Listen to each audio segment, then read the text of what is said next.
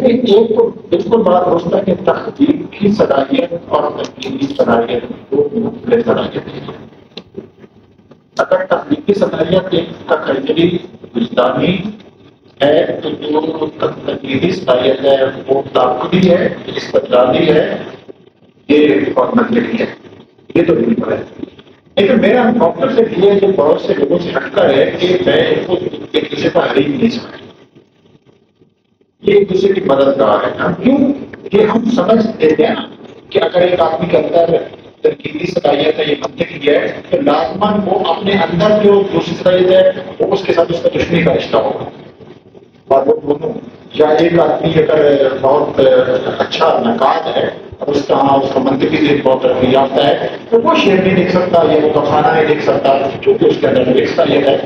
لیکن تاریخ میں اگر آپ دیکھیں تو ایسے بہت سے اول درجے کے لوگ ہیں جنہوں نے دونوں میں اول درجے کا کام کیا، لیکن ایسے بھی جنہوں نے ایک درجے سے چیز کی ہے وہ جس اول درجے کے نقاد ہیں قدر اول کے، اسی طرح کے قدر اول کے شاعر بھی تھے. وہ ہمارے یہاں دیکھیے کہ بستی صاحب اگر قدر اول کے نقاد ہیں تو قدر اول کے فکشن نگار کیونکہ شاعری میں وہ درجہ سے نہیں کر سکے لیکن فکشن انہوں نے کیا. تو لہٰذا ایک ہی آدمی میں یہ دو مختلف صلاحیتیں ہو سکتی ہیں. اب اصل مسئلہ یہ ہوتا ہے کہ وہ صلاحیت ہے لیکن اس صلاحیت کے بھی درجے ہیں کہ آپ کے اندر جو تنقید کے منطق کی صلاحیت ہے تجزیے کی وہ کس درجے کی ہے. ہو سکتا ہے بنیادی درجے کی، پرائمری درجے کی، بہت اعلیٰ درجے کی نہ ہو. اسی طرح آپ کے اندر جو تخیل کی صلاحیت ہے آپ کا تخیل بہت ہوگا. آپ کا تخیل ایک کمرے کی چار دیواری تک ہو اور کسی کا تخیل پورا کائنات بھی ہو تو فرق کس سے پڑتا ہے.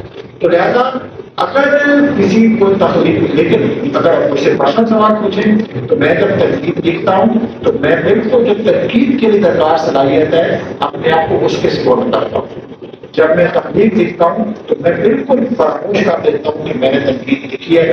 ہاں اگر انسان کے اندر تو خامے نہیں ہو سکتے، اگر کوئی نیچرل طریقے سے ایک بے خبری میں وہ ایک دوسرے کے ساتھ آ جاتی ہیں اس کا میں نہیں کہہ سکتا. لیکن میں اپنے طور پر سمجھتا ہوں کہ مجھے اپنے اندر اس جھگڑے کو، اس آویزش کو ختم کرنا چاہیے کہ میں بالکل دو ایسے آدمی میرے اندر ہیں جو ایک دوسرے کے حریف. باقی یہ کہ تنقید نگار کو جو زیادہ چیز فائدہ پہنچاتی ہے بطور نقاد وہ تو اس کا وسیع مطالعہ ہے.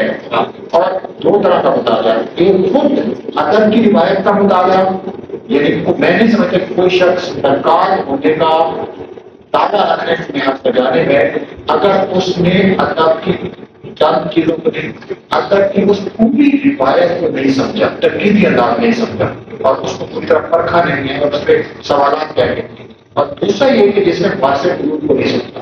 تنقید پہلے دن سے اپنے معاصر قلوب سے رشتہ رکھتی ہے. ابھی بات پر ارسطو کا ذکر ہوا، ارسطو اگر فلسفی نوٹے کی کتاب میں نہ آتی.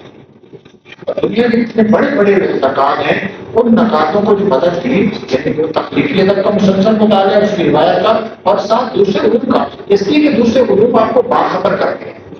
یعنی اگر تنقید کا کام ہے تخلیق کے بارے میں باخبری، تو جو خبر اور آگاہی آپ کو انسان کے بارے میں، سماج کے بارے میں، کلچر کے بارے میں دوسرے علوم میں، وہ باخبری آپ کو اس میں مدد کرتی ہے. اور بڑا تخلیق کا وہ ہوتا ہے جس کے زیادہ معنی ہوتے ہیں، تو اس سے زیادہ معنی کو آپ بغیر دوسرے علوم کی بصیرتوں کو، مطلب جیسے بار بار ہم سب کہہ رہے ہیں کہ ڈریڈا نہیں پڑھا، ڈریڈا کو مطلب پڑھنے کا یہ ہے کہ آپ یہ دیکھتے ہیں کہ معنی قائم اور متفرق کیسے ہوتے ہیں. مطلب اس کا بنیادی ہے کہ معنی اسٹیبل ہی نہیں ہے. تو آپ جب یہ آپ کے پاس نہیں ہے کہ معنی اسٹیبل نہیں ہے تو آپ معنی کی مختلف اثرات کو کھول نہیں سکتے. اس لیے وہ جو علم ہوتا ہے وہ آپ کو مدد کرتا ہے اس تخلیق کی تمام جو گہرائیاں ہیں جو عام نظر سے جو بے خبر نظر نہیں آتی.